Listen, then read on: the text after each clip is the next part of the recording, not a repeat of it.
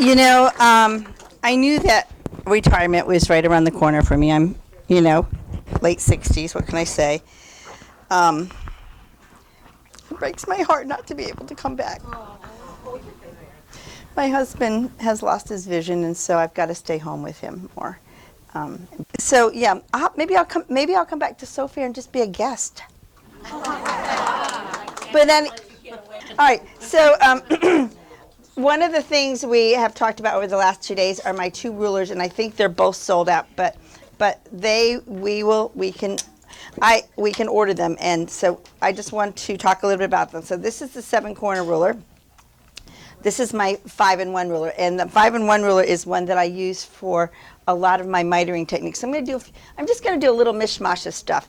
I'm going to do some mitering. I'm going to do some quilting techniques. I'm just going to show a bunch of different mishmash of stuff. Just like what I call finishing school. Just a bunch of little finishes that you can put on fabric. Oh, thank you. Can y'all see better? Yes. So one of the things that I like to show people, and here's one of the things that Janice and I've talked about, so you need to let her know if this is something you're interested in. I have a broadcast studio in my home. In fact, I've had one for about 14, 15 years now. When COVID hit, and I thought I was going to go home for like 2 or 3 weeks, I kind of wondered what I was going to do for a living. And believe it or not, because I had the broadcast studio and I had the audience and I had the equipment, I was busier than ever. I mean, it was crazy. And of course, my main assistant couldn't come to work because even though she's only 10 minutes away, she lives in another country. So I live in upstate New York, where Vermont and Quebec and New York all come together on Lake Champlain. Anyone ever been to Lake Champlain? I know Mary and Ann have because they've been to my house. It's beautiful. Thank you. I love living on Lake Champlain. It's I live on like an island with a land bridge. It really is God's country. It really is. And my husband and I, it's a 2-mile walk around our point, and often when we walk, I mean, rarely do we not see some sort of animal. We call it the Mutual of Omaha Wildlife Moment. So anyway, so first I'm going to show you, I showed the other day how to do a mitered corner. I'm going to show that again just to kind of refresh your mind a little bit, how to do a mitered corner. Because I know a lot of us do these, and I have a sample here that I'm going to work with a little more. So what you want to do is when you press this, when I do my mitered corners, you want to alternate the folds of the corners. So you don't, each edge has to be folded twice, and you want to fold them of equal sizes, okay? And then you're going to alternate, and so I would go all the way around. Fran, where'd Fran go? Would you find, there's a placemat somewhere over there. Would you find that? It's tan. It's probably on. Got it. So here's a sample of my mitered corners in a placemat. Okay. This was actually something I did with my Craftsy class a few years ago. And the fun thing about this is I didn't stitch down the inside. You can take it out and you've maybe got a different inside. You can change it the holidays and the seasons for your placemats. Okay? All right. I'll pass this around so you can look at it. Thank you. You're welcome. That embroidery is done on Naga hide. I don't embroider on Naga hide anymore because I heard the Nagas were endangered. Well, think about it. When's the last time you saw a Naga, right? Okay, so we're going to unfold each one of these twice, or each time. So we still have one fold, and then we've got the creases. Yep. Is that good? Can you see that? A little more? A little higher. A little higher. Okay. I'm used to doing my own camera stuff. I'm not, you know you've made it when you have a camera person, right? I love her. I want to take her home. Oh, you guys already, it's so nice to have somebody in the room that's under 60, right? Zoom out a little bit, it'll help, because she's practically off On the the edge. edge. That's as far as Can it you zooms zoom your out. camera out? No, the other way. That's as far as it goes. You know what? I think they had it farther back yesterday. Here, just move it back a little. Is that better? Now you got to zoom in as much as you need to. Okay. If you get too close, they can't see it. Okay, so this is when I teach this. Also, if you are interested in doing, you aren't taping me, are you? No, I don't, you can't record me. Yeah, it's not allowed. You know, it is illegal to record people without their permission. Okay, so Janice and I are working on maybe doing some webinars together, okay? So if I did an online class from my house, you would see me on that monitor just like you see it right now, okay? You'd be here with your sewing machine and it'd probably be a kit, and you would sew along with me. Is that something you'd be interested in? Yes. Okay, okay, good. Because this is a really fun class. I actually teach 13 different mitering techniques, so there's a lot of fun ones. So when I teach this, I tell people, point your corner to the right, hold the ruler so that you can read my name. We're going to lay it down so that 45 line is right on that crease right there. You see that? And then I'm going to slide the ruler down along this edge so that this line. Your sleeve is in the way, Pam. Your arm is getting in front of the camera. Okay. The 45 line goes right here. Okay? So we're going to slide the fort down here until it hits where the two creases intersect. So then I'm going to draw a line. Okay? And then I'm going to grab a pin from my handy dandy accessory case here. This accessory organizer that I use is called the Caprice Organizer, and has little pockets that Velcro out. And we do have the pattern over there. I think there's still a few left. And remember, if you buy 5 patterns or 5 zippers, you can get a free pattern. And you need to put that in my computer because I'm not organized to keep track of slips of paper. So you need to put it on the computer. So I'm going to pin that so I can see the line on both sides. So I'm just going to adjust it just a little bit. We're not seeing what you're doing. Your sleeves in the way. Your whole arm is. Take your top off? Okay. Can you go up higher? Yeah. Let me see. And then go down more. Okay. I mean, I have to use my arm. No, it's just where the camera was positioned. We couldn't see what you were doing. I'm left-handed, so I really have to use this hand. You know what really irritates me is when I'm teaching a class and someone's like, I can't do that, I'm left-handed. I'm like, excuse me? Now, if you said I can't do that because I'm right-handed, I would buy that, because if I'm teaching you something in a left-handed way, it would make sense that you would have trouble. Now, can you get into that? Okay, good. All right. So I never start at the fold where the 2 folds are, and the reason why is what? Sometimes it shifts a little bit, right? And sometimes then you get your thread tail is in the crack of your miter, so you want to keep your thread out of your crack. I'm going to change feet here. I like using the open toe foot for this. That's just my personal preference. I'm going to grab my open toe foot. It should be in here.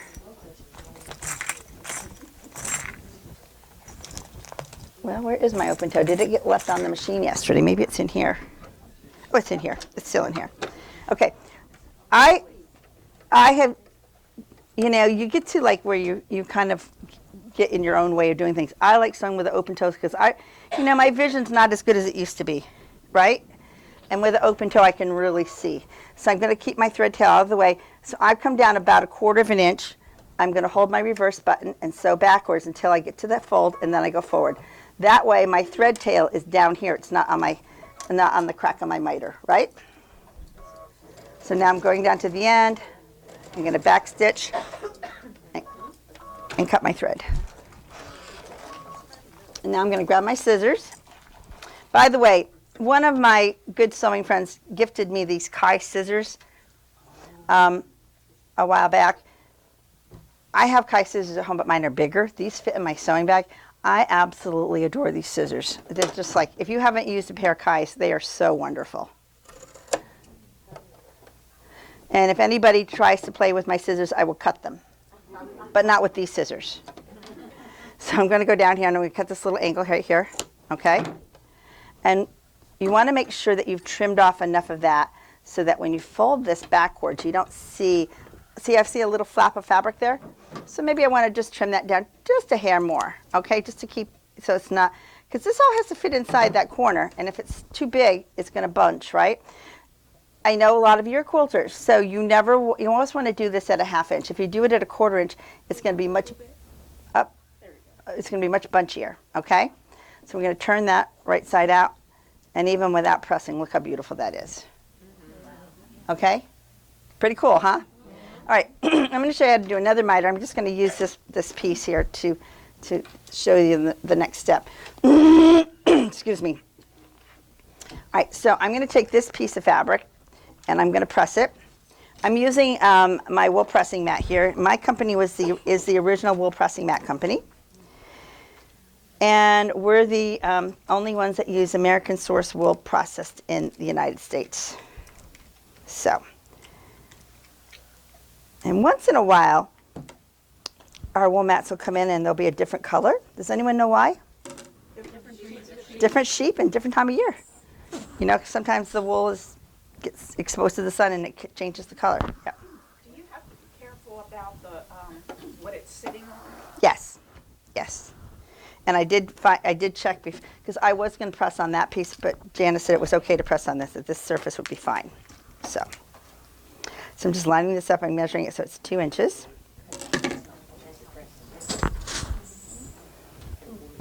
I am going to show you how to do a mitered corner with a lining, with a piece inserted in here. Okay? So I'm opening this back up. Could you tell them I'm busy and I can't talk to them? And shut the ringer off, thank you. All right, so again, I'm going to put that 45 line on the edge here. Yeah. Can you see what we're down a little bit?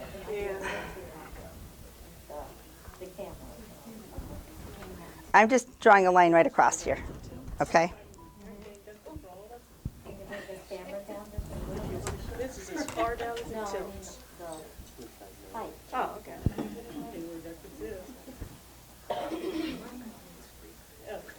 Okay? Now I'm going to draw a line here at a 1/2 inch.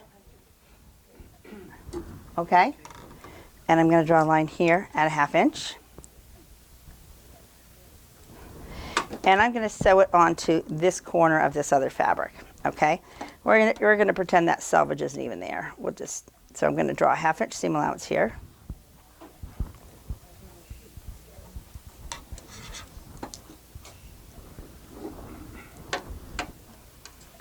You don't happen to have a YouTube on this, do you? No, I do not. Because this is one of the things that I charge for in a class. So I don't give it away for free because I want people to take my class. Is this in your book? This is not my book. Is it still on Craftsy? I'm sorry? Is it still on Craftsy as a class? It's not on Craftsy as a class. No, the thing on Craftsy was that embroidery. Yeah. Okay. Well, that mitering might be on Craftsy, but this one's not. So I'm going to pin into here with these 2 lines crisscross. I'm just showing you how to do this so that when we teach a class, it'll bring back your memory. Yeah, you're too far down. Yeah, I have to raise the camera again. Poor Roz. Or it gets lower. There we go. And she thought this was going to be a fun job. Okay, so where these 2 lines crisscross, I've matched it up with where these 2 lines crisscross. Everybody understand that so far? Yep. Okay.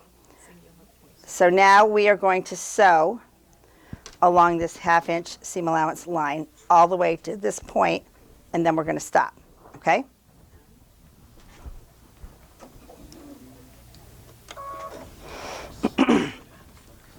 You know what? This is what Jack did. He tilted that. Does that make it easier for you to see that, sweetie? Yeah. Okay. I'm going to move this because I keep stabbing myself.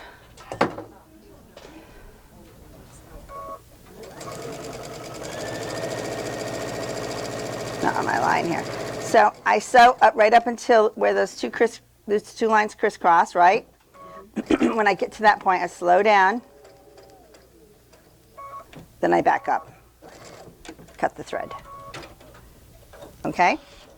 This time, I find where these 2 lines crisscross, but I'm going to let my pin come out between the 2 fabrics. Okay? We're going to go over here. We're going to go with the other. Do that one more time. I'm just Put your pen through. right where the 2 lines crisscross. Okay. And I'm coming out right here. And I pin right where the 2 lines crisscross on the other piece. Okay, and now we're going to sew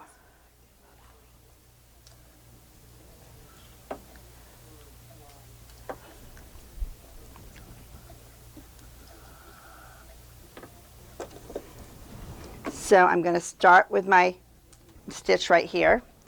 And I don't know if Roz, if you can come up where my finger is. Do you see that where that is? Yeah. See that button right there? That's my bullseye button. That means this machine's going to stitch in place. So because I don't want to back stitch because I don't want to accidentally go back too far, right? So it just locked it in place, and now I sew. So use the features on your sewing machine, right? Then the next step is, now I tell people if you get the mitering finger puppet, you've done it correctly. We're going to put these 2 edges together, and we're going to sew right on that diagonal line.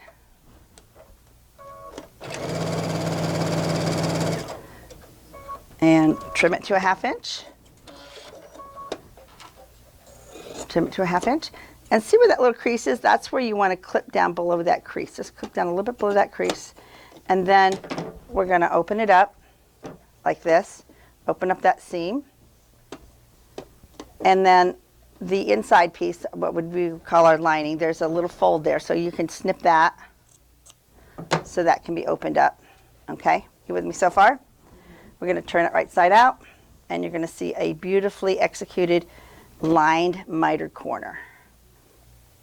So if you're interested in doing a mitering class, there's, usually I do it as a 3-hour program, but there you are. Isn't that cool? Wow. Pretty cool, huh? Let me just press that before I send it back over to you.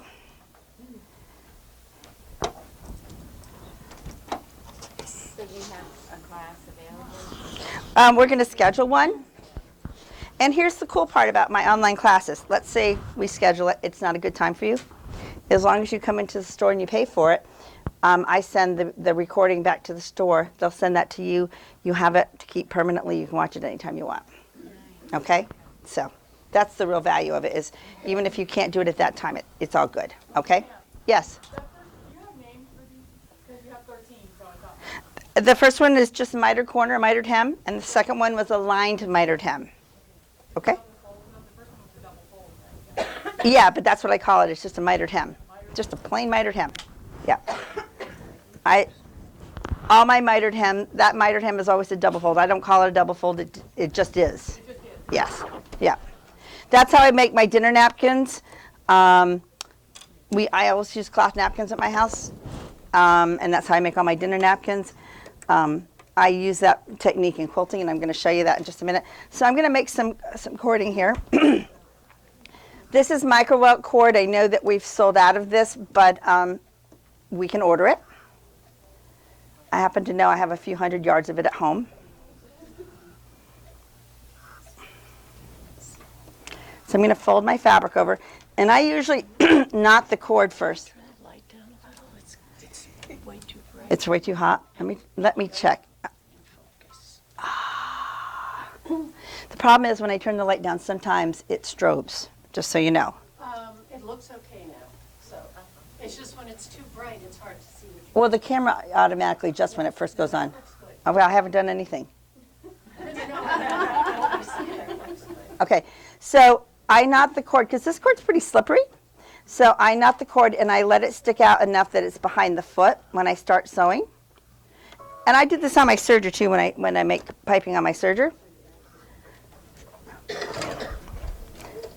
So this foot that I'm using is, I always forget the name of this foot. It's either piping foot left or left piping foot.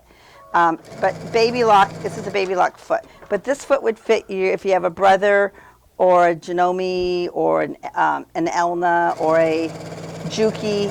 It would fit all of those, okay? And I believe that Bernina has one that's similar, but I don't remember the number off the top of my head. And I think Viking and Fop both have them too.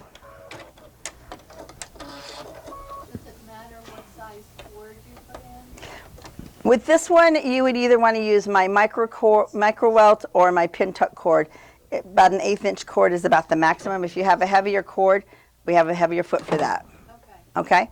So after I do that, then I pull my cord in so I don't waste it. Okay? Okay? Just pull the cord in. I just pulled it so the knot's now, I took the knot out and pulled it in. Okay?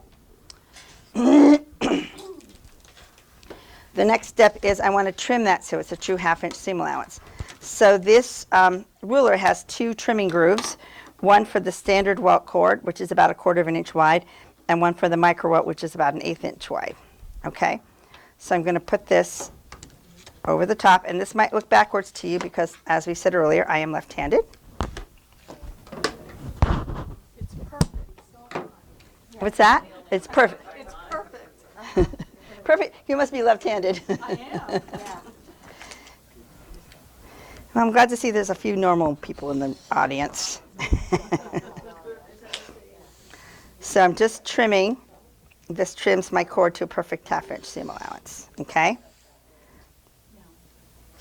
There you are. And because this isn't twisted like cable cord, my piping is not twisted. It's just nice and straight. Okay? All right. So I've got a sample here. Oh, by the way, I wanted to show you this. So Mary and I were talking earlier. This is my Alma bag. And you might have seen me use this, talk about this earlier in the week. This is my Alma bag. It's letter A in my alphabet collection. And I was showing Mary this. I said, you know what, Mary, I had this epiphany a short while ago that if I want to use this as a shoulder bag, all I need to do is unclip unclip the handles like this, clip them together, and now I have a crossbody bag. Wow. Isn't that cool? And Mary's like, what did you say? I love how your brain works, something like that. Anyway, so I'm going to show you a little sample. I tell people I'm an interior designer by profession, but I'm a quilter by passion. So I'm kind of a closet quilter. I usually don't teach quilting because there's so many other people teaching it so much better than me. But what I like to do is teach technique. So this is just a little sample of using that first mitering technique in the corners here in a quilt, okay? And I like to pipe my binding, okay? So I just want to show you how I sew in my binding when I do pipe binding.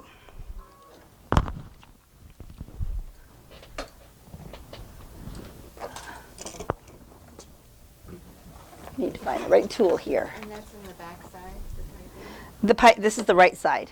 Oh, the right. This is the right side. So this is where the lining is wrapped around to the front. It's a self-binding.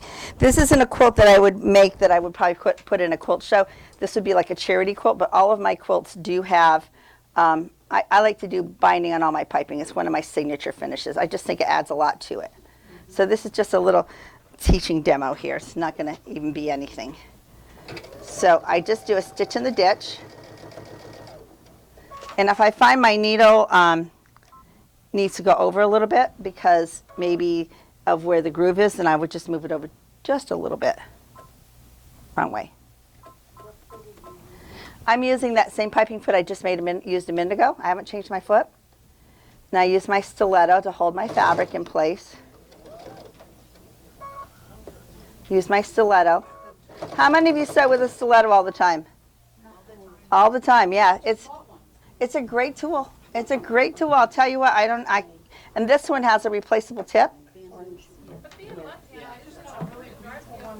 Say again? I'm left-handed like you are, and it's just really awkward with feeding, and I just find it really backward. Really? Because I don't. Is it in your left hand or your right hand? It's in my left hand. So I'm going to clip this. And actually, I'm going to show you, I have a pair of scissors designed just for clipping. If I can find them. No, I got them.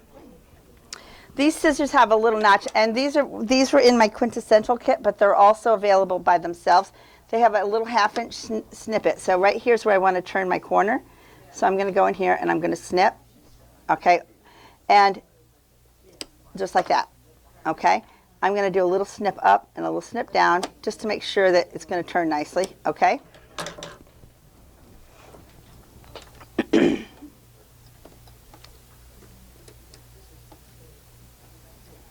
How many of you are quilters?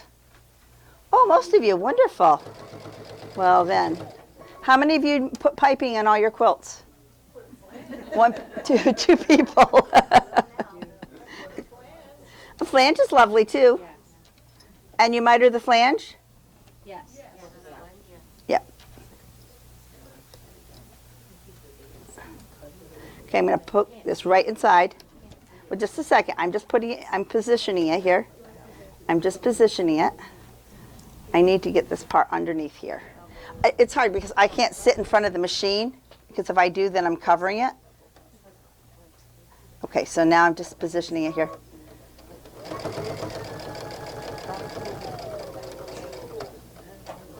And then I'm going to pivot. And I'm going to bring that binding back up and push that cord back under that groove, right? This is almost where you need two. You need two what? Two stilettos? Stilettos, one for the binding and one for the piping. I kind of missed it there.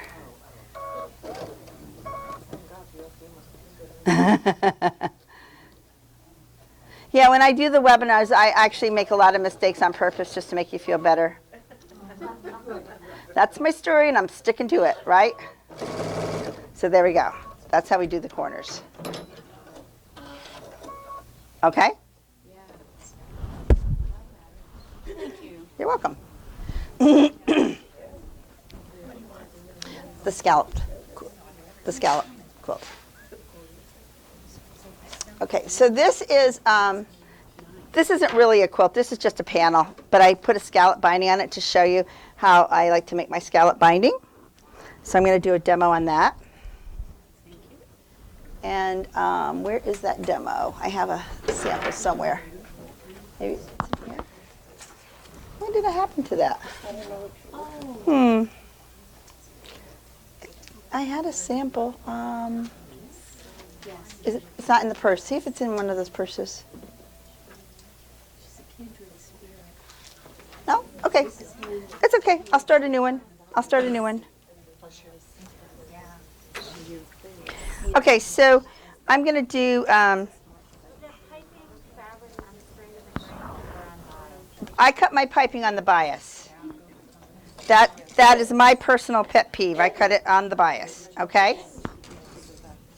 Spilling my pins here. All right, so first thing I'm going to do is I am going to mark out some scallops here, okay?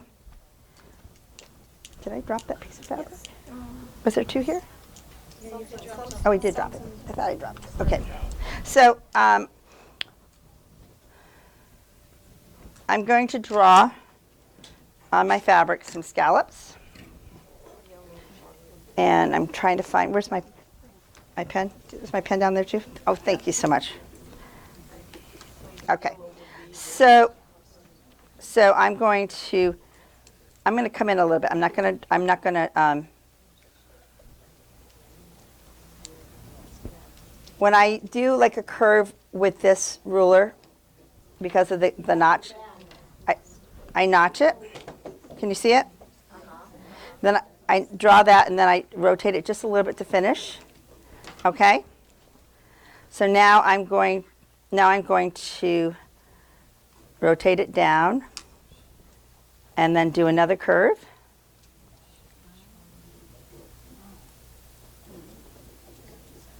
And rotate it. So I want to show you how I do the V's in the curve. Okay? On this quilt that you're sending around the piping, is this a miter corner? That was a miter corner. That was that first miter corner I showed you.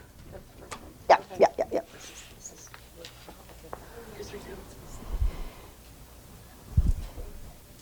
I'm going to trim this to So 3. it's called the two-fold miter?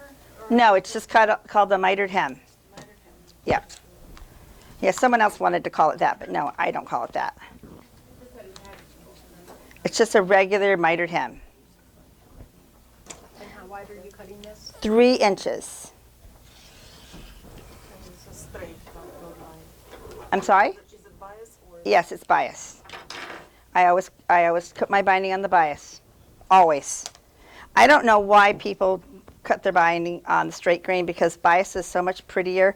It works better. It's more forgiving. I always cut my binding on the bias, and it wears better. It wears better. And I was in Paducah last week. Yeah.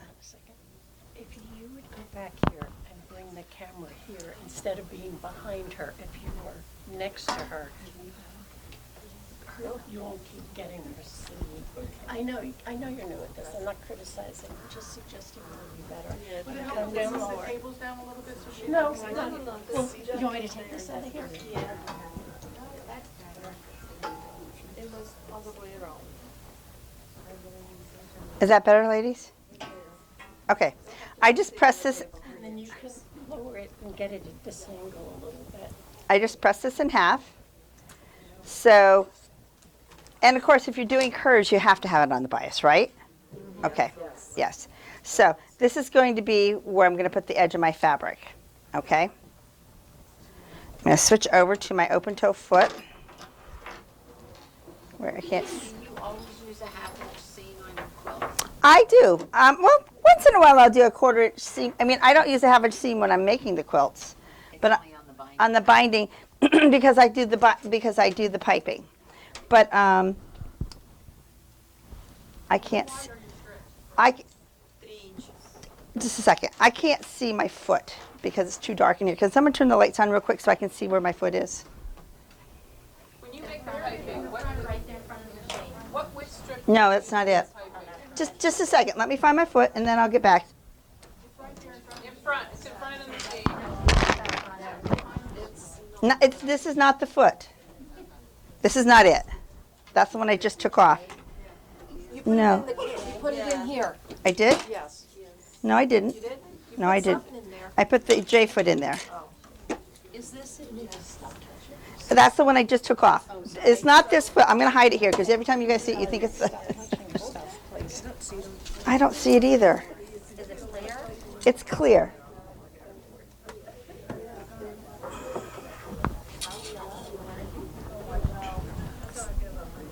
It's not that one, is it? No, it wouldn't be in there. It's the open toe. Yes. It would be right here. Looks like you have to have I don't know what happened to it. Okay. Yeah, go grab me an open toe foot, please. A baby lock open toe foot. It doesn't matter if it's metal or clear.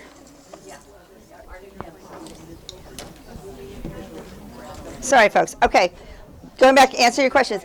I cut my bias 3 inches wide if I'm doing a 1/2 inch binding. I do 6 times the finished width.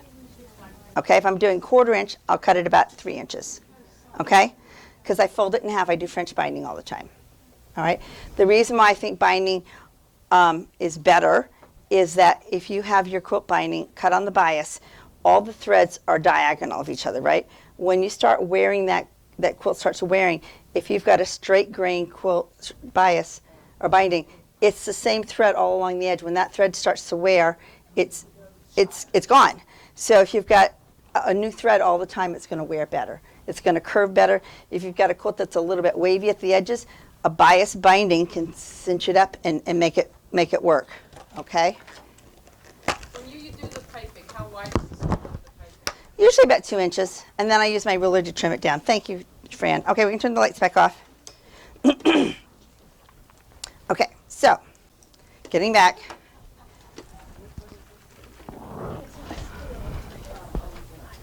So before I sew too much of this down, I want to make sure that that seam allowance is going to work. And depending on the thickness of the seam of the quilt, that's going to be where I'm going to sew. Does that make sense? So I'll start and just do a little bit right here, and then I'll trim it.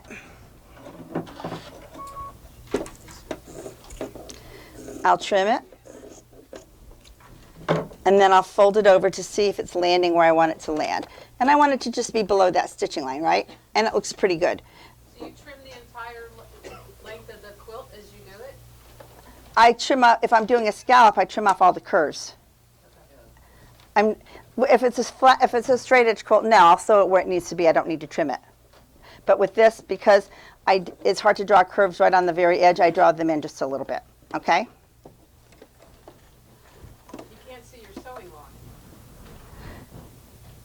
No, the sewing line is, that's why I just did that adjustment to see if my sewing line was in the right spot. This is my cutting line. Okay. This is my cutting line. It's not my sewing line. Okay? So we're going to go around.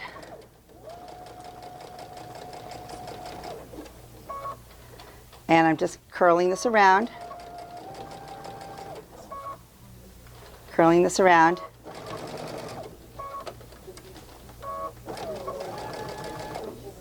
And I'm going to go all the way to where this V is. And I'll usually mark this with like a friction pen, but I want to do a line down like that so I can see where to stop sewing. Does that make sense? Yeah. Okay. So I'm going to bring this down.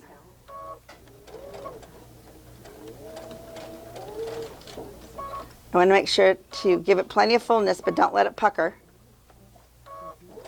And again, that's the beauty of the bias. Do you all know how to do the continuous bias method to make bias? Would you like me to do a little demo on that? Yes. Okay. Because I have a mathematical, huh? One that works. I have a mathematical formula. I can calculate it pretty much to the inch. Okay, I'm just peeking here. I'm peeking. I can see I have to do another stitch. And now I'm going to pivot. I'm going to bring this up, okay? I'm not done yet. There's a lot more to doing this V. There's a lot more to this, okay?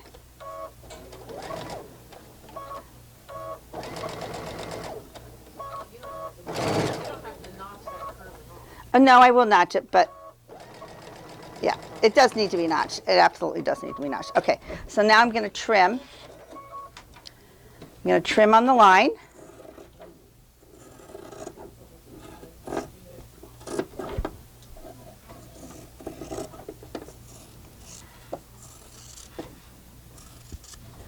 And I'm going to trim down inside that V. And I'm going to trim this part. Now, most people, when they do a bias or do a scallop binding, they'll just fold it over and let it all be bunched in, right? Did you notice mine wasn't like that? Yes. Okay, this is what I do. So, I'm going to use this piece. I usually use a little paper template, but I'm just going to use this piece of fabric as my template, okay? So I'm going to draw that V, okay? So I can see that angle, okay? I am going to fold this open. I'm going to cut that.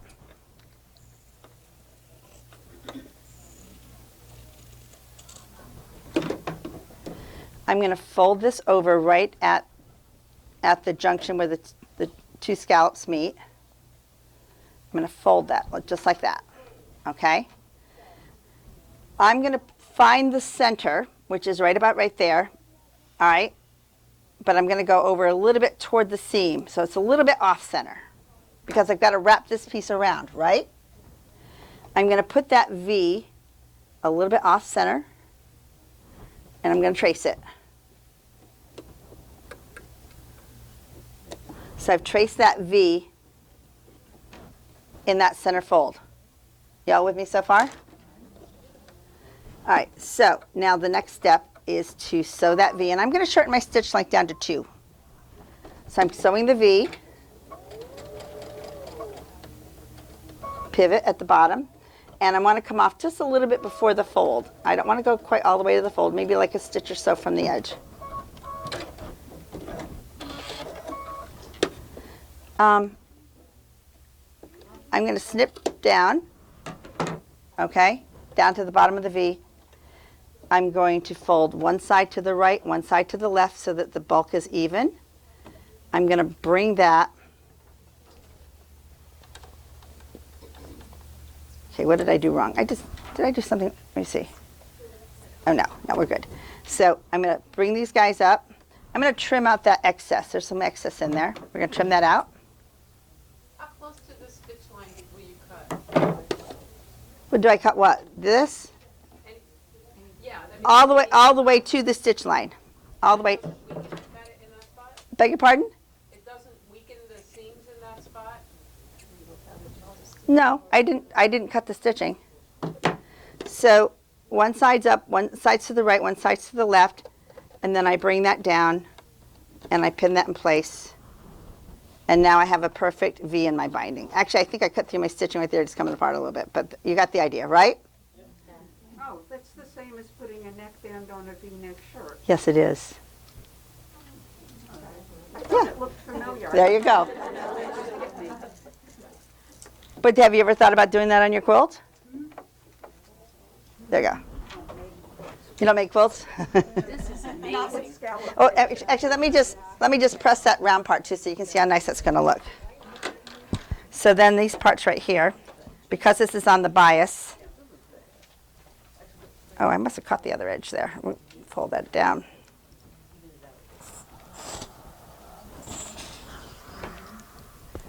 There, see? It's very pretty, isn't it? There we go. Okay. All right, so for my next magic trick. Oh, you're going to show them what? Oh, I'm going to show you how to do continuous bias, okay? All right, so I know that some of you have your phone kind of handy. So can I ask somebody to get their phone out and pull up their calculator to be the class mathematician? Calculator's up. Okay. I'm going to give you some numbers in just a minute here.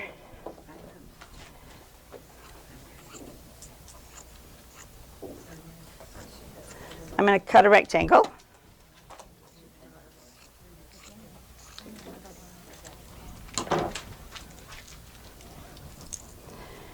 And I'm going to measure it.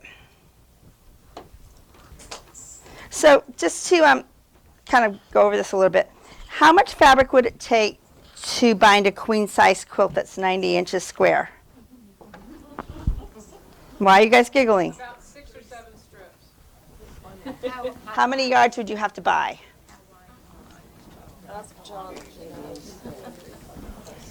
So the reason why nobody's shouting out an answer is because people don't know. If the pattern doesn't tell you, you don't know, right? Okay. Okay. Who is the class mathematician? Hi, what's your name? Marcia. Hi, thank you, Marcia. So do this. Take 90 times 4, 360 360. And I cut my bias 3 inches wide. Take that times 3. times 3. Mm-hmm. And then 1080. and then divide that by the width of fabric. Divide it by 41. 26.34.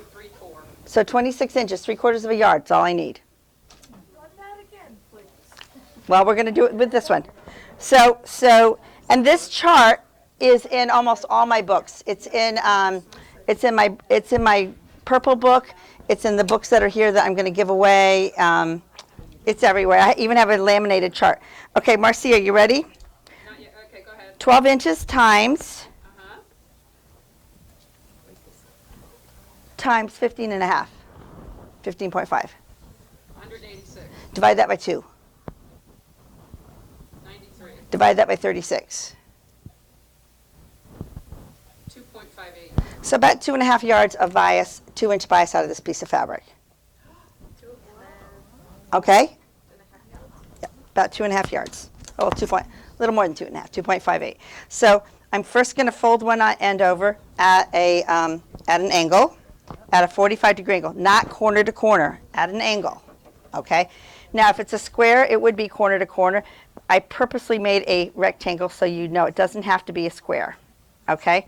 So this math formula works whether you're cutting 2-inch bias, 3-inch bias, 4-inch bias, whatever. It always works. Okay? I bring this back where it was. I walk it over to the other side. Can you see the parallelogram taking shape? Okay, there's parallelogram. My mother-in-law taught me that and let me marry her cutest son. Yeah, but you wind up with a seam in each strip. Yeah. You're going to have seams, but that's okay because the seams are on the bias, so they're not going to be straight across.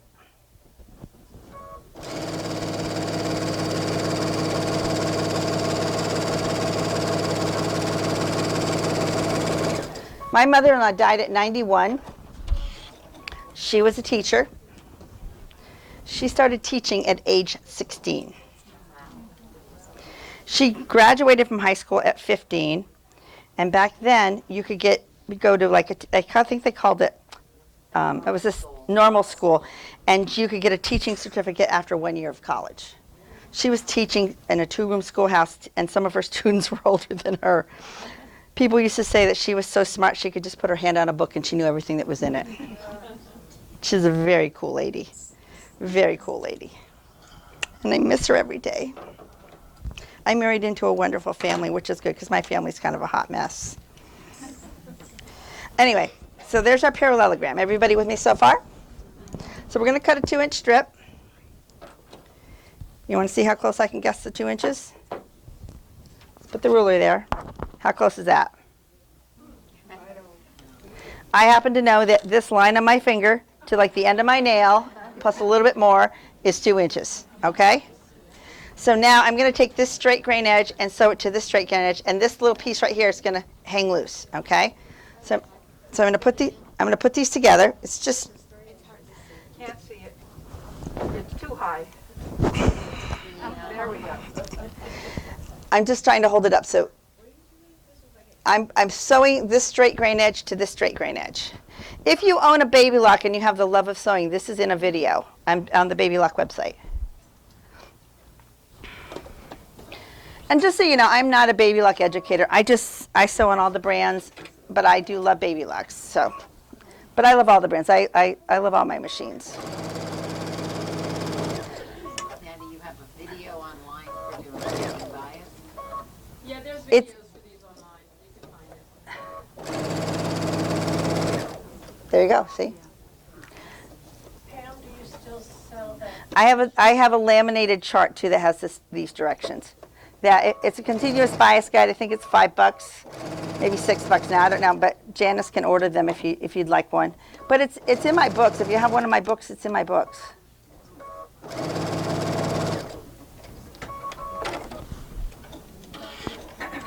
All right, so now I'm going to press this seam open, and I'm going to cut it.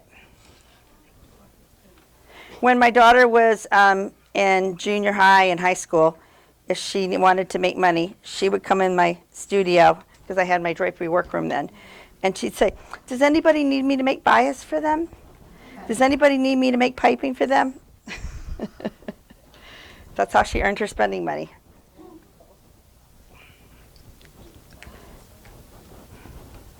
Does she still enjoy sewing today? Not as much as I wish. She sews more out of necessity than out of pure joy. But she is an artist. She actually has 3 art degrees. And she's an art therapist. And she works with teenagers who've tried to commit suicide. Yep, so she's got a very wonderful job. She was working as a jewelry designer in New York City. She was in the city for 10 years. She came home one day and she was like, Mom, I'm not happy. I'm like, what's the matter, Peanut? She said, Mom, I'm just eyeballing this. I can just use my finger as a guide here. She said, you know what, Mom? She said, you change people's lives every day when you teach them how to sew and you empower them and you teach women how to be in business. She said, I want to make a difference in the world. I want to go back to school. So I said, okay. Anyway, so we're really proud of her. And for those of you that missed it, she finally found a young man that wanted to marry her. She's 36. She's getting married next month. And he's wonderful.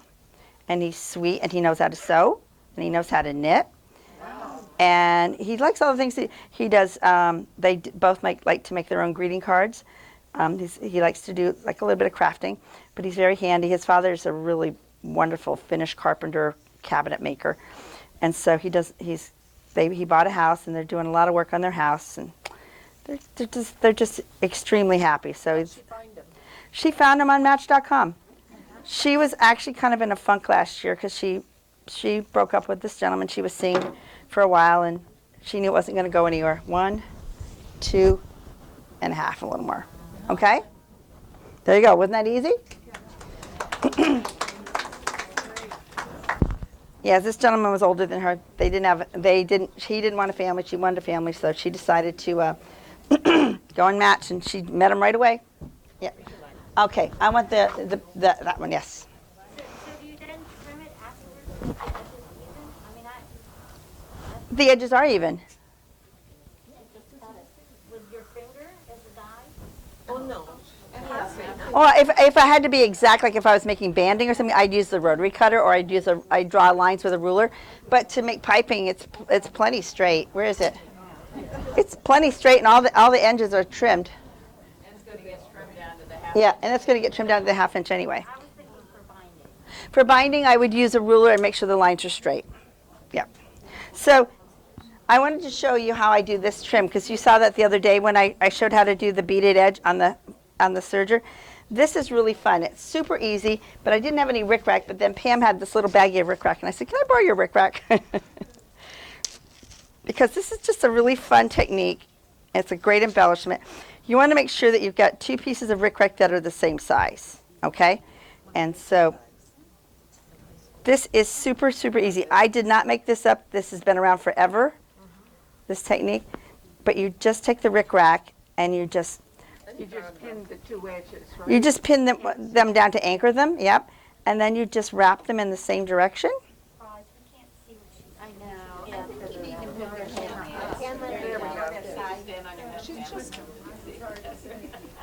Poor Roz. She'll never do this again. With the register. Not as easy as it looks. Come home to New York with me. They don't appreciate you.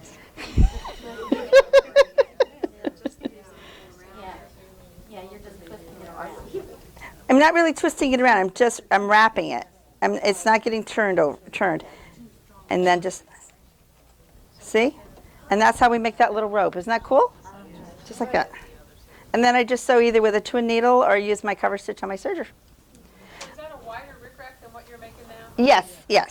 Yes, this is a wider rickrack. I actually used a really wide rickrack and I made a purse strap out of it. That's in my purple book. Okay? So just a really fun technique, and then you would just sew down the middle. Okay?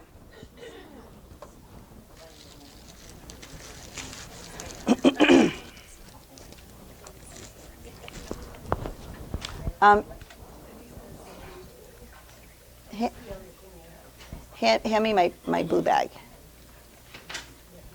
I want to show you how this bag right here is it's one of my patterns. It's called the Just Right bag. I want to show you how we did this strap, how I do this with the piping on both sides. Okay? So I'll pass that around for you to look at. Now I need to cut some stabilizer. I got stabilizer back here. I know that we've sold out of most of our stabilizers. I'm going to use a stabilizer called Flex and Firm, which I've got right here. I've got a piece right here. So I'm going to cut a strip of this, and we're going to make a strap.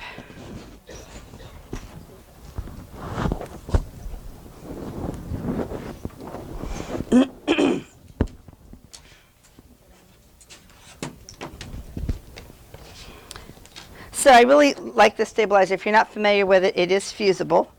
And I'm just going to cut a strip about 1 inch wide. Rotary cutter. And I'm looking for my rotary cutter. Or do we want to pass that around? We can pass that pillow around. Yeah, I got it.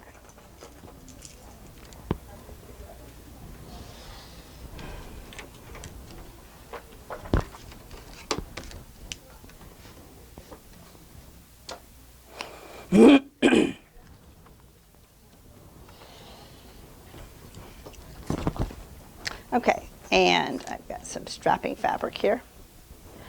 I'll use this fabric I just cut to wrap it. Actually, this isn't quite wide enough. I need some of that sparkle, the beige, no, fabric, the bias fabric, yeah. Give me a piece of that. Okay, so I need this to be about twice the width of this. So I'm going to trim this down to about a little over 2 inches. So you use bias on this? Sometimes. Oh, it doesn't matter. For this, it doesn't matter. If it's a shoulder strap, it would be the same reasoning. You don't want one thread all the way along the edge. Right, exactly. I don't know why people don't want to cut stuff on the bias. It takes the same amount of fabric as if you cut it on the straight grain. It's the same amount of fabric. It's still a 2 inch strip. There's a misconception that cutting something on the bias takes more fabric, but it doesn't.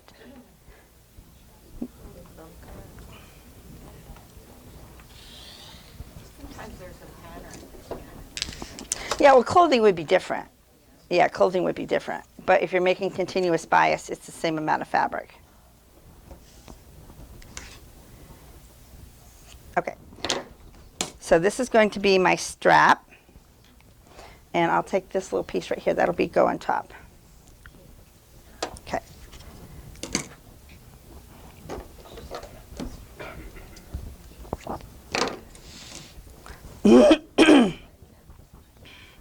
So I'm going to fuse the front of the strap onto the strap fabric. How is it fused? The stabilizer's fusible.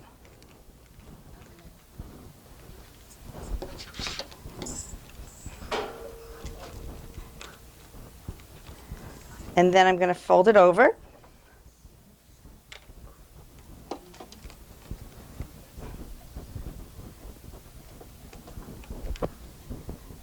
This is both-sided fusible?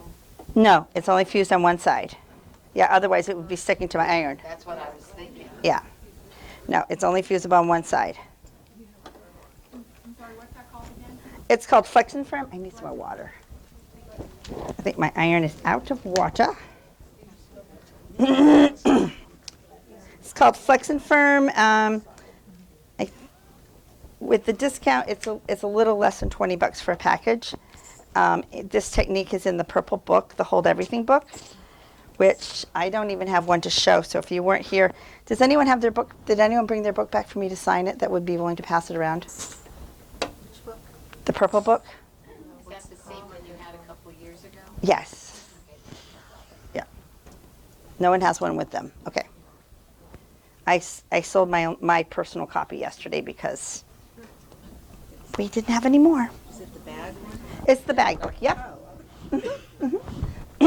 So I'm going to start out by putting the foot up here now, so I know where it is. Oh, put the needle back in the center. Okay. So here's the front of my strap, and this will be the back with the piping. Everybody with me so far? Okay. So.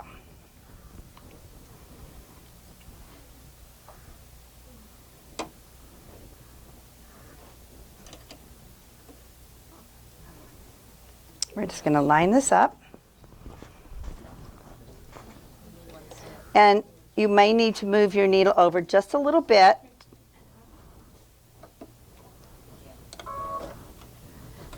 I might need to move my needle over just a little bit to get it in the right position based on.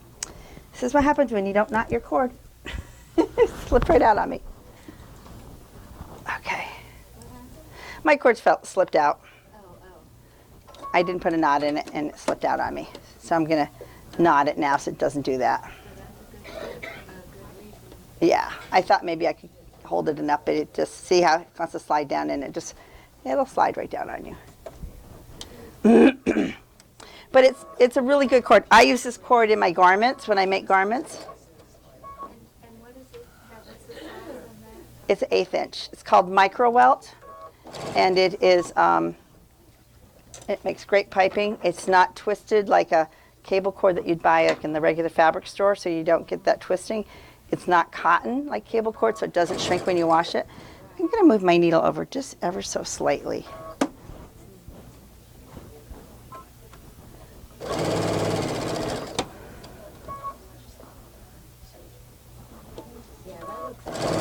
That looks what? I love the cording. Yeah, it really makes for a beautiful strap. And if you use cork, you could just do a piece of cork on top. Or if you use that Craftix, it's like fabric that looks like leather. Or if you use leather, you could just use that piece on top with this. You wouldn't have to, you wouldn't have to do two fabrics. So now from the other direction, we do the same thing. We line up the cord. Tie a knot in it.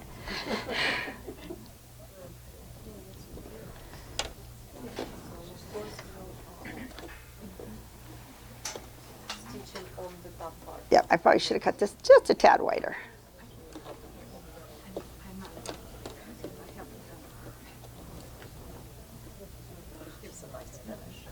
Yes, it does. I probably should have cut that just a tad wide. You know, it got buckled there. I'm just going to sew a little bit. You guys get the idea. That's good. The fabric wasn't flat underneath. It was twisted, so. And Okay. you're using your cording foot. And I'm using my cording foot for that. Okay, so that would be how you do the piped strap. I want to show you also when making straps. Fran, could you go get me a package of the strap hardware? Could you show us the cord? Could you show us what you just sewed? Yes, passing it. I'm passing it. It's being passed around. I pass around all my samples.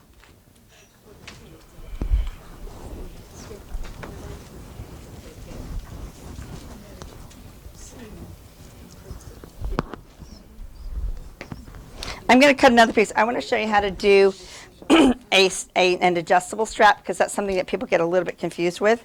So I want to show you how to do an adjustable strap.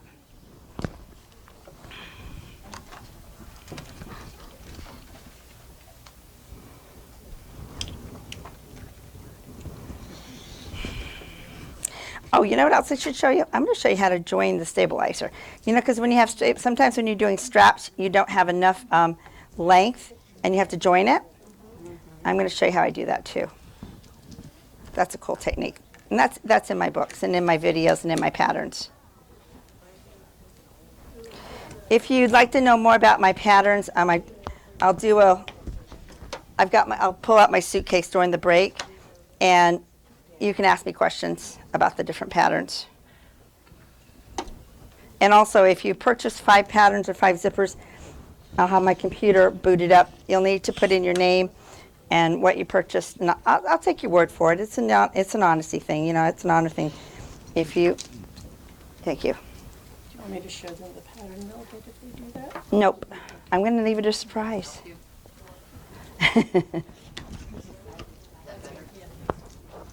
Okay, so let's say I want two pieces of stabilizer together. Okay, you with me so far? Yep. And that happens a lot, right? Yep. So what I do is I line them both up in the same direction. Okay? And I trim them at an angle. And it doesn't have to be any specific angle, but the longer you make the point, the more you're going to lose, but also the longer that transition will be. Okay? So. Which is a good thing. So I just cut through both layers. Oops, helps if I put the cutter down. You cut through both layers.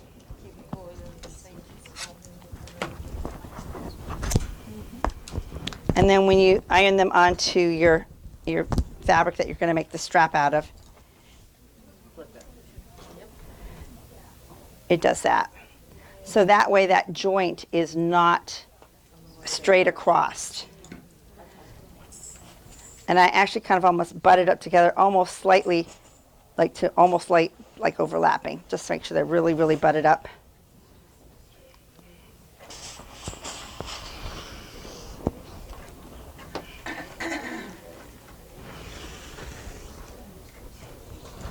So when you bend it like this, and then I usually put a little bit of maybe seam tape over the top, or a little bit of iron-on like stabilizer, just over that seam. So when you bend it like this, you don't get that crease. That crease is diagonal. Does that make sense? Yes. Okay. To do a adjustable strap,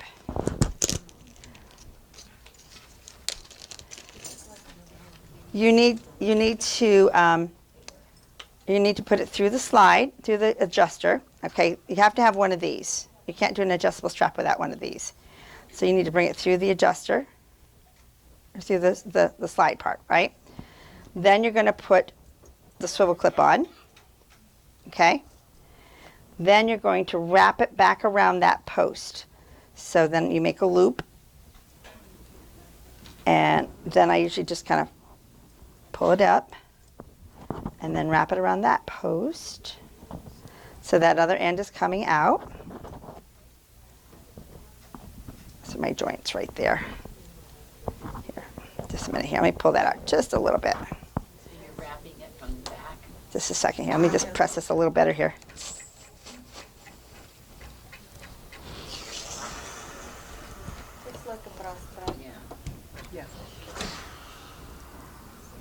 Okay, so you bring this around, and it makes a loop. This is in my book, and it's in most of my pattern. Any pattern that has an adjustable strap, this is in there.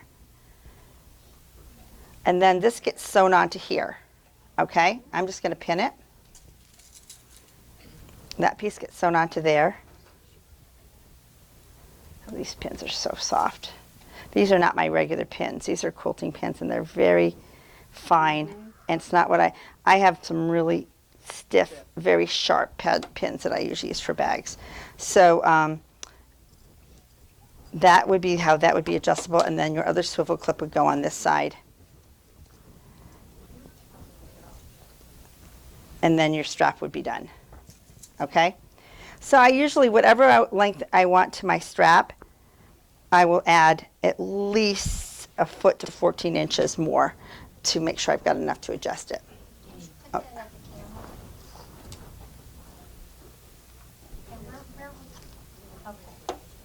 I'll pass it around so you can look at it. Okay? Well, because it's a bigger loop, and I just get in there and I sew it like that. Sew it right across. Yeah. Yeah, this is just a small piece here. Okay? All right. Can we grab that quilt right there? The red quilt. Yeah, yeah. So one of the things that I teach is Zentangle. Have you guys ever done Zentangle? Yes, here as a class? No? Yes? Okay, do you know what Zentangle is? Okay, it's a drawing process. It's 4 basic lines. It's super easy. But this is a quote from my Zentangle book, and just to show you, you can see how my piped binding looks. This is how my pipe binding looks when I do it.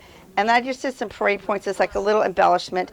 This is not a great quilt. It's not a fancy quilt. It's just to show you how once you make a bunch of squares and you practice your Zentangle squares, you can make them into a quilt. So all of these squares were hand drawn. All of this black and white is hand drawn. Okay? And this is one of the things that I did in a class. I taught how I did this Zentangle on fabric, and then I made it into a little wallet. And then I gave it to Fran. So this is her wallet. Does anyone want her credit card numbers?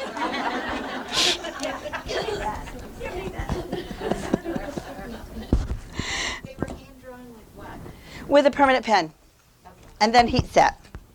Yep. No, I don't use the micron pen because the nibs get caught in the fibers. I use it's called an Identi pen. I don't know if I have one with me. I don't think I do. It's called an Identi pen, and that actually has 2 nibs, and it's got like a roller ball, so it doesn't get caught in the fibers. And then I heat set it. Yep. And then I use a gray pen, a gray Fabrico pen, to shade it for the shadows. That's kind of fun. It's a fun thing to do. I know this is probably hard for you to believe, but I have ADHD. I tell people I'm a menopausal middle-aged woman with ADHD, and I'm like a hummingbird on crack. But that actually does help my brain to slow down sometimes when I do it. It's like a meditative art form. So it's pretty cool, and it's fun to do with children. Yeah, we'll do that one next. This is a pillow that we did some techniques from the other day. So I want to just show a few more things with this. Oh, sorry. Okay. We've got some, I actually have 2 tapes because people, I know some of you saw this earlier, the beige fabric with the pleat tape on it. There was beige fabric that had pleat tape already on it. Okay, well, I've got pleat tape right here. I can just, oh, it's right there by your feet, Ross. Okay.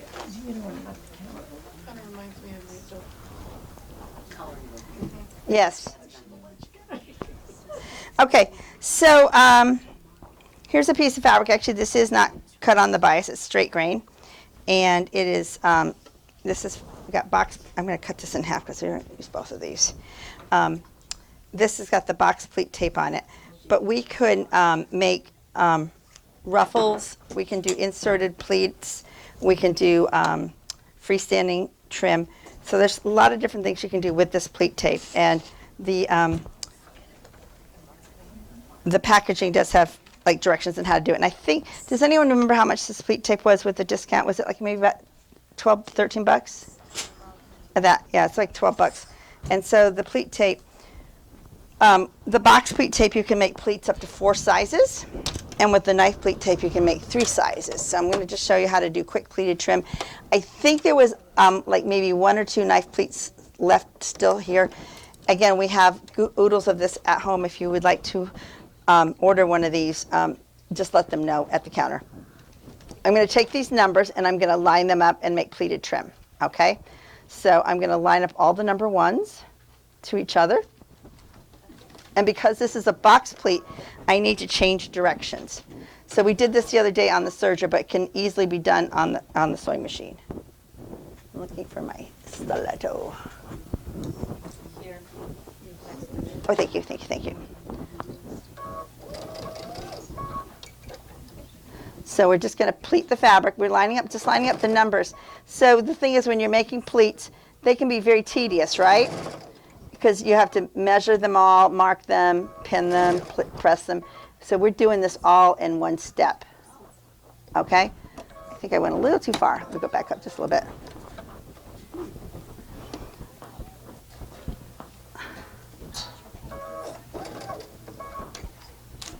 And so we're just doing these little box pleats. And it doesn't matter if you put the tape on the right side or the wrong side. It looks the same on both sides. And it is a true box pleat, so it's 3 times full. So you would calculate using whatever finish size you want times 3. Okay? Does that make sense?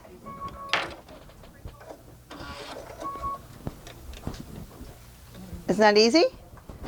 So I use that trim on a lot of my projects. You're welcome. I'll do some knife pleats for you too. And the way that and the tape is reusable. So this is how I reuse it. After I pleat it, I just do this. And then it's there when I need it again, right? I was teaching at a store a while back in Oklahoma. And I had been there like, I think about 1.5 years before. And I did a demo with the pleat tape. And I turned around to put it on the wall, and there was another piece from the last time I was there. No one had taken it down. Yes. How did you do this? That's with the pin tuck foot. This little line here? Using a pin tuck foot and twin needle, which I don't have any twin needles, or I would show you that. But it's a twin needle, and do you know about the pin tuck foot? It's got grooves in it, so when you use the twin needle, that fabric sucks up inside the groove. And then if you want that groove to be even more pronounced, we have a pin tuck cord. I didn't bring any because I wasn't really showing that, but the pin tuck cord, it's the same price as the. I think I can do that on my Serger, right? Yes. Yes, you can. Yes. You have a Triumph? I have You have a Serger with. Serger. Does your Evolution. Evolution? Yes, you can do it on your Evolution without any problem. Yes. Yes. Yes. And with your Evolution, you wouldn't. Of course, you'd use both needles for that. And I don't remember with that foot on your Evolution. It's the center. I think it's the center and the right. But put the foot on and see where the needles line up. Yep. But if you want the pin tuck to be more pronounced and like to stay up there permanently, more like filled, we have a cord that can run underneath with the pin tuck foot. Okay. This is knife pleats. Again, I'm going to line up my numbers. And this is that ruffle on that pillow.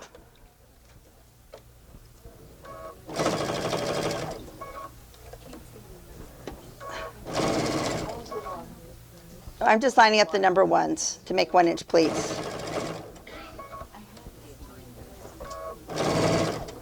How many of you have used this tape before? Why am I surprised? You 2, yeah, and you 3. Just so you know, Mary and Ann and also Fran have been to my house several times, and they know my stuff.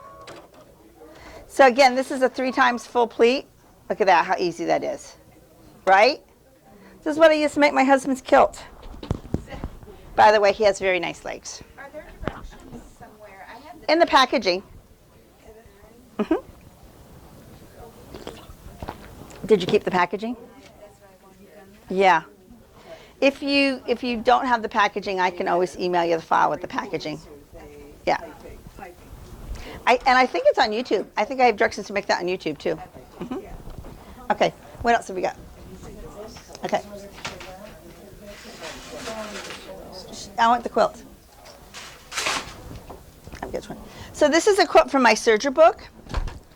And with this one, you'll see I've got a lot of different Serger techniques here. And right here, this right here, Ross, if you want to put this on the camera, this is using the box pleats cut on this fabric was cut on the bias. And I did 2-inch box pleats. And then after I did the box pleats, I folded the pleats back. And that's what made this, it looks like almost like a cathedral window, right? And if it's cut on the bias, it'll have a natural curve like that. Okay, you can't do that on straight grain. Okay, but you're asking about the pin tucks. This is pin tucks on the Serger right here. These, I did not use the pin tuck cord, so those little pin tucks have kind of flattened. So that kind of depends on what effect you're going for. Okay. And this piping on here, this I made on my Serger. I folded my fabric like this, and I sewed right along the edge with the wave stitch. So I made like a wave stitch piping, and then I trimmed it to a 1/2 inch. So the only thing on this quilt that wasn't done on the Serger was sewing this piping on. I think even this serpentine, even this wavy stuff, I even did that on the Serger. I did all the quilting on the Serger with metallic thread. Wasn't that brave? But if you've got a good Serger, you can do that. Okay.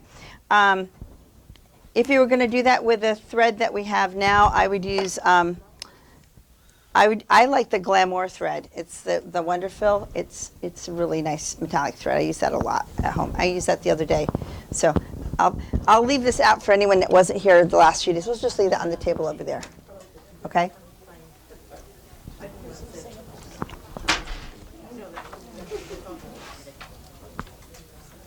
Hand me that pink bag. So this is my little knitting bag. It's made with my mesh fabric. And see how I've got the curved corners? I did those curved corners, and I think all my mesh fabric got passed around and it didn't come back. So I'll do it with regular fabric. Those curved corners I do, I make those with that 7-corner ruler. I've got some more, I had some more fabric. Where is it? Let me see what we got here. Oh, the mesh pieces have been packed. That's good. What have I got? Give me that orange fabric over there. That's what I want right there. That's what I want right there. So I want to show you a little bit about how that bag was made. So I can do a little mock-up of how that bag was made just using a couple pieces of fabric here. Okay? Because that 7-corner ruler, that ruler is such a great seller. It just, well, both of my, I'm looking for my scissors. They're on the floor. So this is going to be my bag front and my bag back. Everybody with me so far? Yes. Okay, I'm going to just trim off that selvage a little bit here. So we're going to start out with cutting out some corners out of the bottom corners. So I'm going to do about 1.5 inches, I think, on each side. This is going to be the bottom of the bag. Okay? And the bottom of the bag.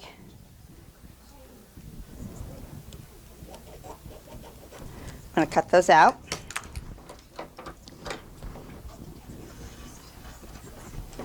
And then we're going to curve the top corners with that curve on the ruler.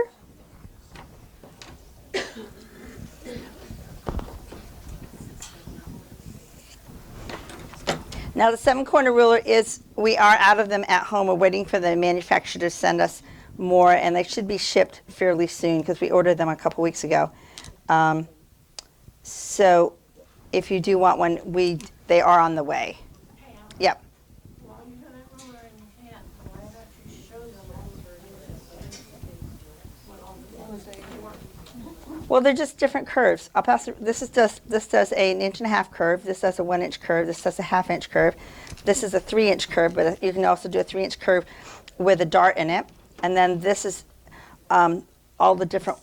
This is for like a 1 inch box corner, a 2 inch box corner, a 3 inch box corner, and a 4 inch box corner. Okay, and then this is just a regular knife corner.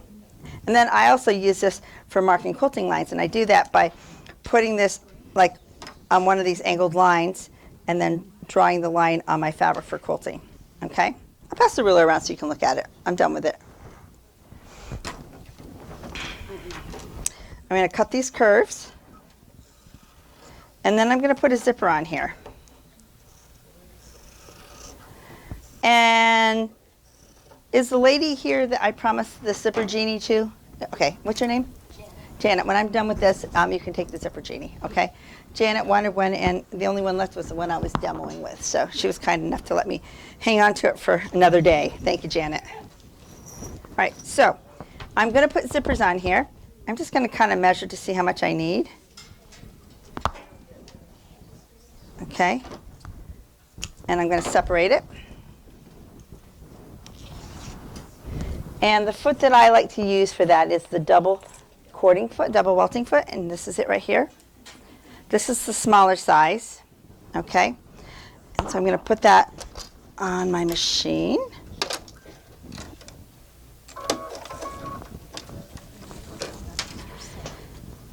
And it doesn't matter what brand of machine you sew on, because they have these for all the different brands. So this one will fit Brother, it'll fit Janome, it'll fit Juki, it'll fit Elna, besides the Baby Locks. Did I miss one of them? And then if you had a Viking or a Pfaff, you could use this, but you'd have to use our ankle. So you'd have to get an adapter ankle, okay? So the teeth are going right inside the groove on the left side because there's 2 grooves. And I'm just going to move my needle over just a little bit, just because I don't want it quite that close to the teeth. So now I'm going to back stitch here.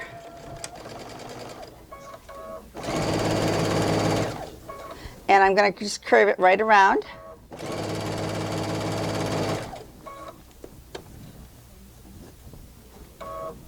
Oops. Separating away from the fabric a little bit. There we go. Can you see over my shoulder, Roz? Yep.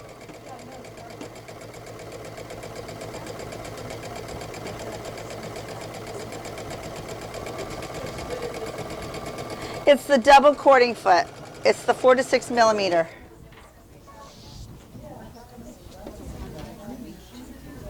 Pam, Yes. that little bag that's in shows. Yep. Is that a pattern? Is that Not yet. It's a coming out pattern. It's going to be the letter M. It's letter M for Melody. Melody is a woman that worked for me for several years. And here's the thing you ladies should know. We had pizza for lunch on Tuesday, and she got some heartburn. And she went home because she didn't feel well. The next day she called me and said she still didn't feel well. She was still having some indigestion and heartburn. She was going to go see a doctor. Her son found her dead a few days later. My last conversation with her was, well, I'm going on vacation, so I'll see you when I get back. And then I got the phone call that she had been found dead in her house. So if you're getting a heart attack, and it's, with women, it can manifest a little differently than with men, okay? So just listen to your bodies, ladies. And we love Melody, and just losing her was just a real shock. She was not old. She was only 67. She was my age. Word pain in your back. I've heard of pain in your back, too, yes. My mother, she Yeah. thought she pulled a muscle because her back.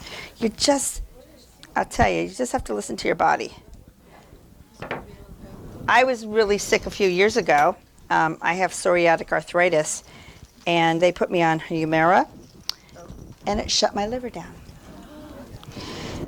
My liver counts kept going up and up and up and up, and I kept saying, do you think it's the Humira? I think it's the Humira. I think it's the Humira. They go, no, it's not the Humira. It doesn't do that. I'm like, yeah, it does. Yeah, it does.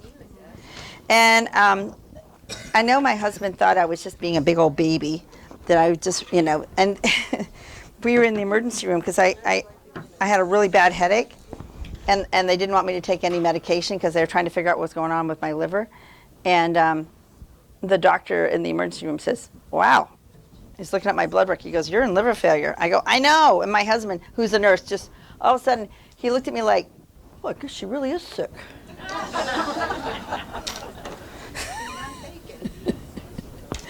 You know?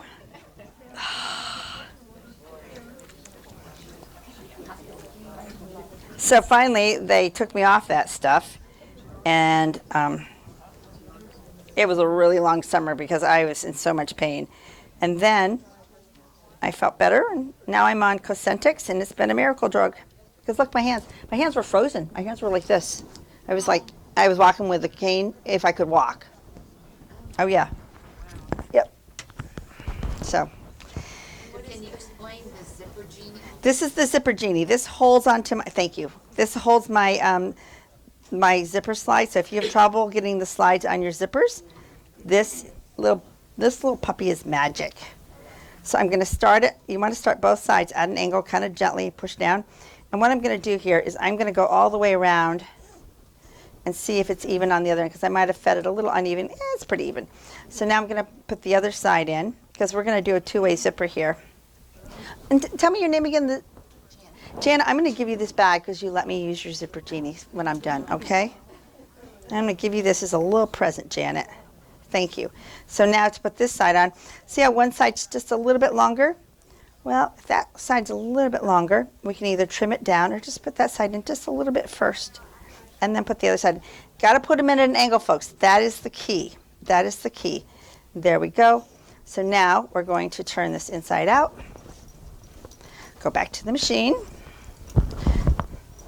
And we're going to sew the bottom. Now, I would have, in my pattern, there's actually, it's lined and there's a stiffener and all that. But, you know, for argument's sake, because we're almost out of time, I wanted to show, oh, you know what I want to do? I wanted to top stitch that zipper down. Let's do that. Let's top stitch that. Because I don't want Janet to get home and just love this bag and not think, oh, the zipper got caught up. So I'm going to put this back on. And I'm going to put, actually I put that double welting foot back on because that'll work best. And I'm going to mirror image it. Do y'all use your right left mirror image? Yes, Pam, we love it. I use my mirror image all the time. So the mirror image, what it does is it actually takes your needle. If you move it on one side of center, it moves it exactly on the other side of center. Okay? On here, it looks like this. Can you come over? Almost everybody has one. It's pretty standard. I'm going to move this over even more here. Okay, so I'm top stitching this down so the fabric doesn't get caught up in the zipper. Janet, I hope you like this fabric. Huh? Okay. Now, there's a reason why I picked orange. Does anyone know what orange does to you subliminally? It's the color that stimulates your creativity.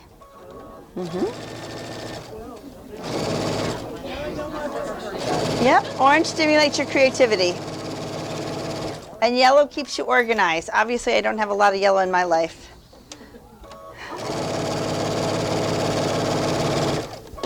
And purple is the color of transition. People think it's the color of royalty, but that's only because royalty used it because it was an expensive dye.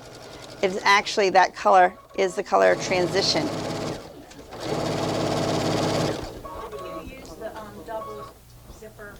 Well, because I can, then I don't, for this one, now I've got a groove on the other side. A single piping foot wouldn't have a groove on both sides.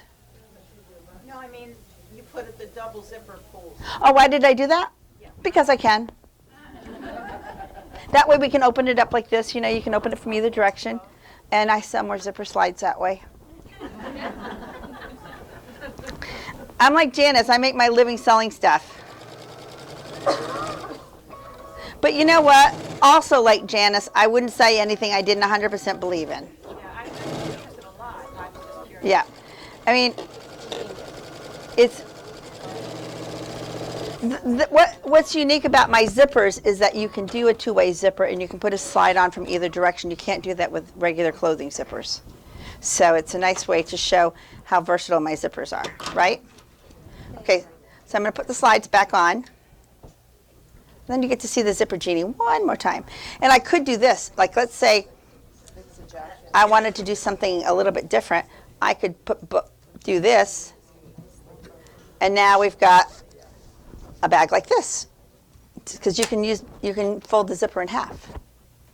See, you can't do that with a clothing zipper. Okay. Yes. Do you call that a double welting foot or a double cording foot? I call it a double welting foot because that's what it is, but these feet are named by gentlemen in Japan, and try to tell a Japanese man anything.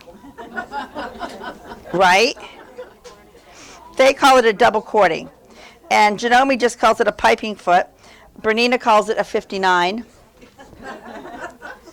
So, I'm going to just adjust this just a little bit here. So it kind of depends on who's selling the foot.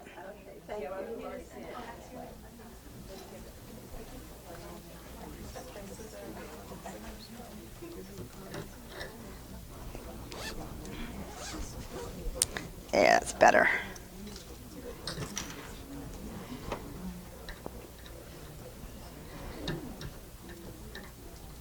So yeah, this pattern, when it comes out, we're naming it after Melody. There's going to be this few and then a bigger one, and it's going to come with an embroidery collection. And the embroidery is going to be a monogram collection. Yeah, so you can monogram it. Because you can embroider on mesh, and it's really fun to embroider. And for those that missed it the other day, when I embroider on mesh, I use wash away stabilizer. And how do I get my stabilizer out, ladies? Put it in the dishwasher. I put it on top rack of my dishwasher and just run it through without any soap, and it washes it right out.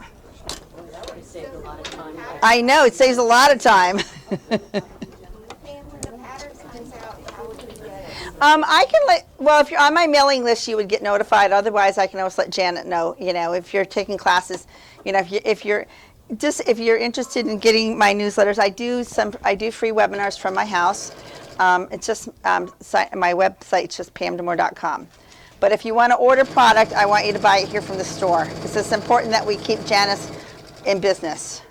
You all don't really know how lucky you are to have her, because I don't have any stores within a 3-hour radius of my house. Yours. There might be stores in Montreal. I just don't know of them. Because Montreal's is less than an hour away. So now I'm just collapsing the corners. Okay. I'm going to open that seam up.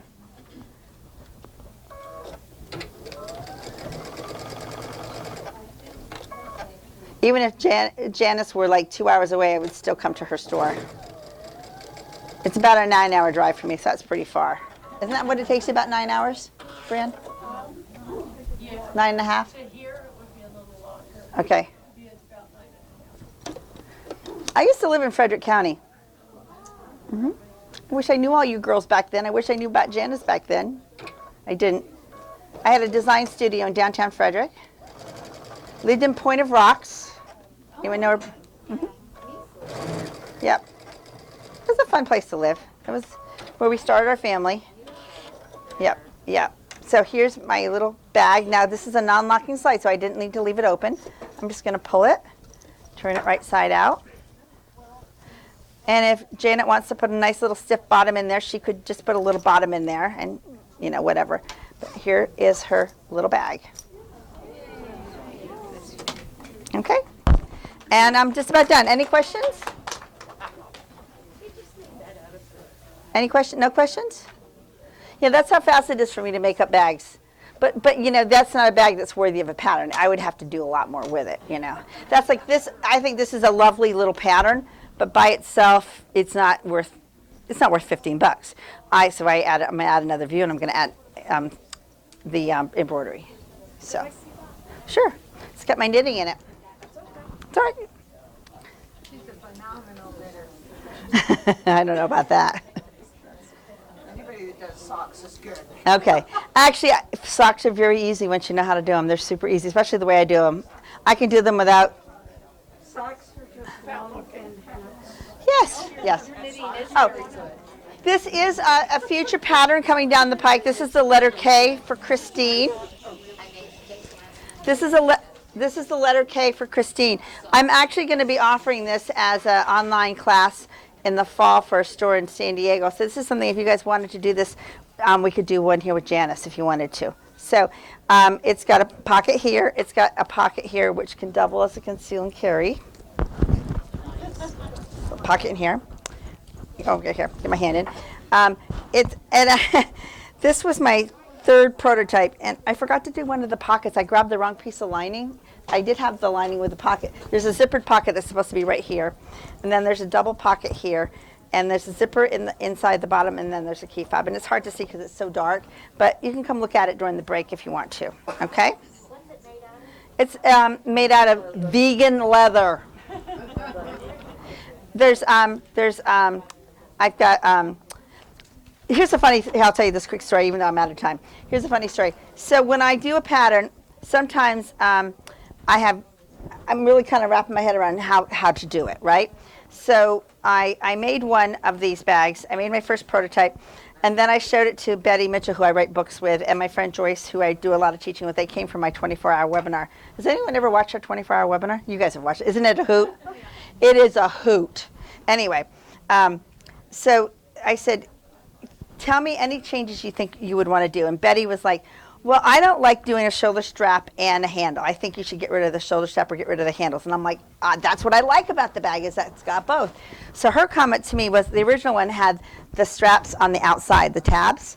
She said, well, then put them on the inside where you can't see them. So you could just sink the strap inside if you're not going to use it. And I thought, well, that's kind of a good idea. So I said, okay. And then both Betty and Joyce had a couple suggestions. One of them was, I like the Flexifirm regular. I like the bag stiffer. They didn't like that. They liked the bag softer. So I made a couple different bags. I took them to church. I go to a tiny, tiny church. And I had a survey. Bag number 1, bag number 2. Okay, which strap do you like better? Feel the strap. Do you like the stiffer strap or do you like the softer one? Do you like the stiffer bag or the softer one? Do you like the handles where these are, or do you like where the handles were in a different position on the other one? Do you like this color zipper, or do you like the zipper that matches? Do you like, and I gave them the survey, and they all filled out the questionnaire. And for them, so the third bag, she just knows I'm almost done. She's okay. She's okay. She'll be okay. Okay, just worry. She's my granddaughter. Yeah, your granddog. So anyway, so this is my third prototype, where I pretty much used all the changes that they wanted me to make, but I forgot to do the zipper pocket inside. Anyway, but I love this bag, and actually I've been using the other one, the second prototype. I've been using that quite a bit, and I always use my bags. I try to use them at least 6 months before I put the pattern out, and I'm really, really loving it. I've got a boot camp coming up in 2 weeks, and they're going to be the ones that are going to test my pattern. So when I do a bag boot camp at my house, often it's a pattern that hasn't come out yet, and they get to test it, and they get to critique it and say, okay, you need to change this. We don't understand what you meant by this. And I have them kind of help me with the pattern. And it's really made a difference with, and they can do that before it gets to Fran, and she takes out all my commas. Yes? The name of that pattern? It's the Christine Coach with 2 Ks. Yes, it's a Coach knockoff. In fact, That's my name, I have to get. with the Christine with the K, yes. So what happened is I saw this picture of a Coach bag online, and I thought, I really like that person. I like the way the handles were. Where's my purse? Is it? My regular purse I'm using right now. Which one? Is it in here? I'll show you the picture that inspired that bag. Yeah, here it is. So I just did a screenshot and thought, this is the bag I might like to make at some point. So I did a screenshot, and when I, excuse me. Where do you get your vegan leather? I just bought it at a local fabric store. I don't have a whole lot of choices. I buy a lot of stuff, like when I'm at a dealer. The next one I'm going to make, I bought at the store in San Diego where I'm going to be teaching. Let's see, 23. Do you ever put together It's going to be an online. Put together kits all the time. I'm sorry? Online in the fall. Yes. Yeah. Let me show you. I'm getting here. You see that? So that was my inspiration, and I made some changes. I made the strap a little wider. I changed how this was mounted because I used my own hardware, but I think I kind of nailed it. Don't you think? And of course, on the other side, that hidden strap. I mean, I don't know what's on the other side. I don't know what's inside the bag. I don't know anything about the bag except what I saw in that picture. So that's sometimes how I get my inspiration. I try not to go online and look at other bag websites or look at other bag tutorials. I don't want to be influenced. So sometimes there's just a picture like that. I'll just make it up. So, any other questions? Okay, I think lunch might be ready. I'm going to bring my suitcase out and put it down there. If you weren't here the last couple days and you want to look at my bags, feel free, okay? And I'm going to clean up my mess here.